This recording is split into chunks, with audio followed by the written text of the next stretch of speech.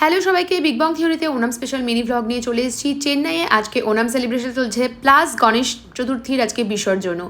তো নায়ার মেস বলে একটা রেস্টুরেন্টে চলে এসেছি, কিন্তু আনফর্চুনেটলি সেটা বন্ধ ছিল, তাই বেরিয়ে গেলাম আবার আরেকটা রেস্টুরেন্টের উদ্দেশ্যে। আমরা খাবো আজকে ওনাম সাধ্যা, যেটা ওনাম থালি, কেরালিয়ান অথেন্টিক থালি। চলে এসেছি এন্টা কেরালামে। যারা যারা খেয়েছো তারা জানো এন্টা কেরালাম ভীষণ একটা ফেমাস অথেন্টিক কেরালিয়ান রেস্টুরেন্ট। খুব সুন্দর করে সাজানো ছিল। এই যে রঙ্গোলিটা দেখছো, এই রঙ্গোলিটা ফুলের পাপড়ি দিয়ে করা, এবং ওনামে ওরা এটা করবে।